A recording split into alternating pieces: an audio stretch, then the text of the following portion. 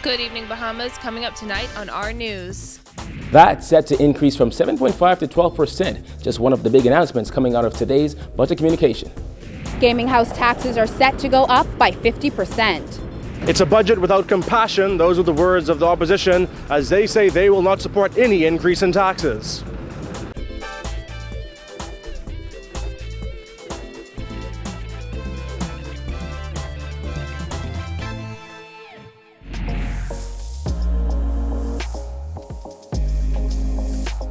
Our news is brought to you by Alive. Welcome to our news and thanks for joining us. I'm Christina Dragovich. Topping news tonight, just 3 years after the Christie administration introduced value-added tax at a rate of 7.5% on goods and services, a budget bombshell in the House of Assembly today as Minister of Finance revealed government is hiking that tax to 12%. We have team coverage tonight of the 2018-2019 budget communication delivered by Finance Minister Peter Turnquest. We begin with our Kyle Joaquin at the House of Assembly. Kyle? Well, Christina, Parliament resumes on June 6th, so that gives parliamentarians about a week to digest everything. But the portion of this budget that has everyone talking is perhaps the proposed changes to value-added tax. The government is proposing an increase in the rate of value-added tax from the current 7.5% to 12%, effective July 1. The move, according to the finance minister, is necessary. As he made the revelation, the opposition erupted in laughter, mainly after the F&M criticized the previous government for implementing VAT just 4 years ago. While delivering the budget communication, Turnquest said government is paying interest of $311 million on debt. But he said with the increase of this tax, now Bahamians won't have to feel it later. We have to increase fees and taxes now, but at the end of our consolidation period, we will pay back through concessions on imports, transparency, at least a minimum of $100 million to the benefit of the Bahamian people. Yes. That's what happens. That's the ability that you have once you get your fiscal house in order. Before dropping a bombshell over an increase in VAT to 12%, Turnquest sought to soften the blow by announcing that effective August 1st, consumers will no longer have to pay VAT on the following bread basket items: butter, grits, cheese, corned beef, flour, bread, tomato paste, soups, baby food, fresh milk, and mustard, among other items. Government also intends to eliminate VAT on medication and residential property insurance. Additionally, he says government is increasing customs personal travel exemption from $300 to $500. Not to be forgotten, government's plans for areas like Bain and Grantstown. We are implementing various concessions in respect of real property tax, customs duties, excise duties, business license fees, and stamp tax in favor of designated economic empowerment zones, beginning with the over-the-hill communities. Then there's electricity. We are waiving VAT on residential electricity bills at or under $100 and water bills at or under $50. He said that VAT exemption is expected to help over 30,000 households. Turnquest also announced government's intention to borrow $187 million to cover the projected deficit in the budget. But already, he said they've slashed it by some 50%. The deficit last year was $650 million, if the number is about $650 million. This year, the deficit is going to be $310 million. and the difference is 300. 50%. You understand? Yeah. Government has designated $48 million for a number of selected new initiatives. $13.5 million for digital government initiatives, $6 million for a new school in New Providence, $5 million for the Over the Hill initiative, and $4 million for the recruitment of new college graduates. But there's a lot of ground to cover in this budget, especially for the gaming houses. For that, we go to our Jillian Gray. Thanks, Kyle. Now, along with the increases in value-added tax, which you spoke about, this budget communication proposes to increase a number of other fees, with the gaming house taxation set to be increased by a rate of up to 50%. The taxation of gaming house activities through the introduction of a sliding scale of rates applied to taxable revenue, namely up to $20 million, a rate of 20%. Between 20 million and 40 million, a rate of 25%. Between 40 million and 60 million, a rate of 30%. between 60 million and 80 million, a rate of 35%. Between 80 million and 100 million, a rate of 40%. And over 100 million, a rate of 50%. This massive fee hike was foreshadowed last October by Tourism Minister Dionisio D. Aguilar, who said the profits by gaming houses were eye-popping and suggested that an increase in tax in that sector would be used to fund social services, education, and other government ministries. Along with the increase in gaming house fees, the government proposes to tax gaming house patrons through a 5% stamp tax on deposits and non-online games or digital sales. In a press release this afternoon, the Bahamas Gaming Operators Association said they are stunned and appalled by the tax increases and call the move an aim at crippling the domestic gaming industry, adding it is disappointing that an entire industry can be singled out and, in their view, racially targeted for an increase in government taxes. Gaming operators called it a very unfortunate day in the Bahamas. Fee increases won't stop with the gaming industry. Government also proposes to introduce new port fees while increasing various immigration fees, real property tax, and licensing fees. The real property tax on foreign-owned vacant land is increasing from 2% of value up from 1.5%. Licensing fees on large commercial vehicles increased by $50 from Class B for Class B and Class C vehicles. And increases to police records fees, fingerprinting fees for casinos, and labor certificate fees. The finance minister said while their aim is to immediately improve the tax yield on existing taxes, the aim is a multi-year project given the institutional weaknesses that prevail today. Nonetheless, the increase in fees is a part of a 3-year plan. The incremental revenue gains will permit execution of the government's 3-year fiscal plan as follows. In year 1, we will pay off $170 million in old bills and finally budget properly for current known commitments. Yes. I know you don't want to hear that. I know you don't hear that, but that's the fact. In year 2, we will pay over $100 million in additional arrears. Wow. And begin to implement reductions in customs and excise duties to rebalance the tax burden between the provision of goods and services and reduce the attendant distortionary impacts. And in year 3, we will substantially complete the payment of arrears and make further significant reductions in customs and excise duties.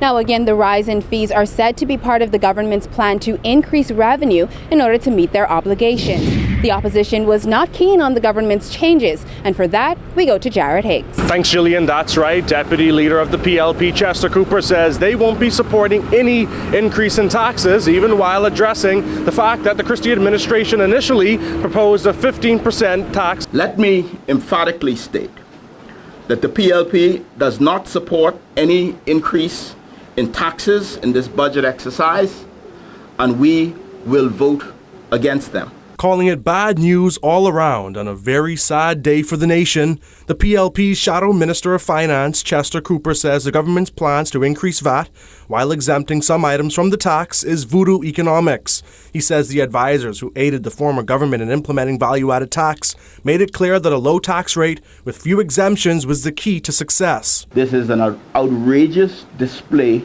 today of backtracking on an election promise and trying to smooth it over by listing a whole host of exemptions that will amount to less than what the cost increases is going to be as a result of increase in VAT.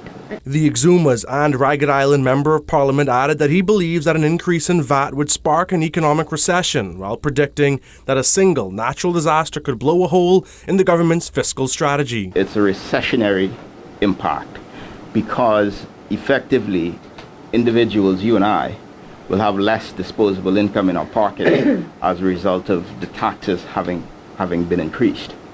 With respect to businesses, with respect to the exemptions that they're putting in, it will become more expensive to administer VAT. It will become more complicated for businesses to administer VAT, and this is already a very tedious process. PLP leader Philip Davis, who was Deputy Prime Minister at the time that VAT was implemented in January 2015, was asked what the difference was between the then government considering a 15% VAT rate and the current government raising the rate to 12%. There's a big difference. What you would have heard about a 15% initial VAT exacting of tax was as a result of recommendations that were being made to us by international agencies. We took on board their recommendation to consider it, and after consideration and after widespread consultation with the business community and stakeholders, we thought and we came to the accommodation at 7.5% would have been adequate, and would have been adequate for quite a number of years. Davis was also asked whether the government could make the argument that taxes were lowered when considering certain reductions in customs duty and VAT exemptions on medicine, breadbasket, and other items. They cannot. Just for example, first of all, they are on limited items. Yeah. Food items, the limited amount of items have been identified. There are other costs. There are other things young, poor people will be buying that will be saddled by that VAT. And then when you look at the businesses that have the services to offer to the Bahamian people, the cost of doing business is now being increased. And once cost of business increase, it passes on to the consumer. Now, back in 2014, the then FNM opposition voted against the implementation of value-added tax. Our Vonique Toot takes a closer look at that point in history. Vonique? That's right, Jared. In the months leading up to the 2017 general election, the Free National Movement claimed it was the people's time. But this time, the people aren't happy after learning the Minnis administration intends to increase VAT to 12%. Some Bahamians are now questioning what happened to the FNM that was so against VAT back in 2014. Remember this? VAT will increase the cost of living and will cause a price rise in most items and services we purchase. What about this? This is an anti-middle class vote. This is a pro or enhancement of poverty vote. In August 2014, all 8 Free National Movement members of Parliament voted against the value-added tax bill, a piece of legislation then opposition leader Dr. Hubert Minnis claimed would lead to the destruction of the nation. The imposition of this new tax, which is so painfully agonizing to the Bahamian people, would not need to proceed at this time. Minnis said at the time that would seriously impair the weak, struggling, and uncompetitive Bahamian economy, as well as diminish every Bahamian's quality of life. Minnis said it was important for future generations of Bahamians to know how their nation's leaders voted on the VAT bill that day. The people, future generations, must see how did Minnis vote? How did Christie vote? Minnis wasn't the only person opposed to government's plans to introduce value-added tax at a rate of 7.5%. Back in August 2013, prominent businessman Dionisio de Aguilar, who is now a member of the Minnis administration, also raised concern. Because now here I am a business, I sell a service. So my taxes, what I contribute to the Treasury, is going to triple. I'm going to be paying far more in VAT to the Treasury every year, and it's going to change the way I do business. However, those words came back to haunt FNM members today when Finance Minister Peter Turnquest dropped this budget bombshell. The VAT rate would increase to a staggering 12% effective July 1st. But the hypocrisy didn't end there. Turnquest also announced a series of fee increases despite these reassurances by Minnis, who told the Nassau Guardian in December 2016, "I don't believe in increasing taxes. I believe in increasing opportunities. Increasing taxes is a lazy way out.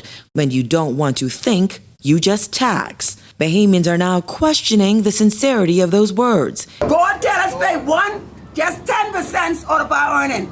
How the government go want 12% more than what God asks for, and God give us strength to go there and get wealth. Be careful, y'all. Come down from that 12%. That's God will smite y'all with the sword. The sword will come upon y'all and just hate.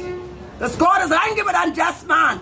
You want 12%, God asked for 10%. Who is you to go with God today?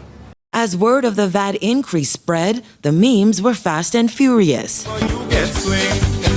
You get swing. It all brings to mind these words uttered by F&M MP Frederick McAlpine. Things that make you go, Following the finance minister's announcement of fee and tax increases, the responses by Bahamians and businesses was fast and furious. For that angle, we go back to Christina Dragovich in studio. Christina? Thanks, Monique.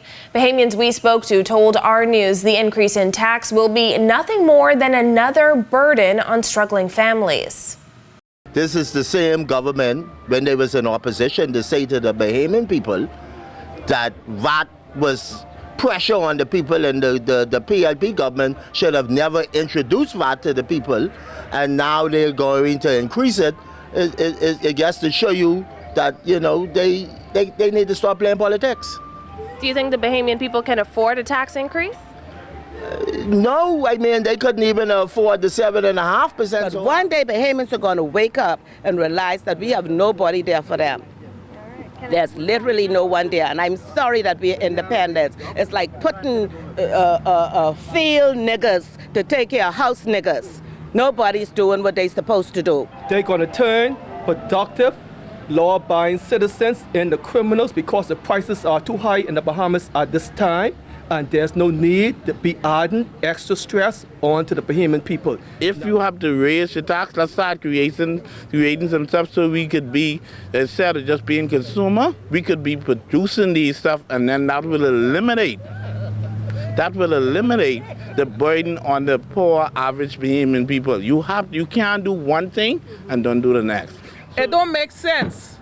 You cut out the bread basket item, and when you cut it out, then you raise it on something else. It's still the same thing, because you might not be paying the bread basket item thing, but at the end of the day, everything else, what you're paying for is increased. So to me, I don't think it's solving no problem. Well, Chamber of Commerce CEO Edison Sumner says the business community did not expect to see VAT leap from 7.5% to 12% this budget cycle. We had an idea that there might have been an adjustment in the VAT, the rate of VAT. Didn't expect the announcement that would be at 12%. Sumner says the chamber has been in talks with government in the run-up to the 2018-2019 budget communication. However, he would have expected 10% to be the next tax increment rather than 12%. We are not going to be able to tax ourselves out of debt or deficit. We're not going to be able to tax ourselves into growth. There are a number of other elements we've got to consider when we are trying to look at how we're going to improve on the fiscal health of the country. Sumner says the plans announced in the budget communication go hand in hand with plans to introduce a fiscal responsibility bill. However, he adds that the Minister of Finance was correct in saying sacrifice will be necessary. The sacrifice that has to be made would have to be made not only from us who are consumers or in the business community, but the government certainly will have to make some sacrifices as well if they want to meet their fiscal targets and projections. But imposition of taxes alone is not going to fix the problem. Of course, this is a developing story. Stay tuned to our news for more analysis of the 2018-2019 budget. The House of Assembly returns on June 6th. Still to come on our news, what the new budget means for national health insurance. Plus, an American faces multiple counts of gun-related charges. That's coming up when our news returns.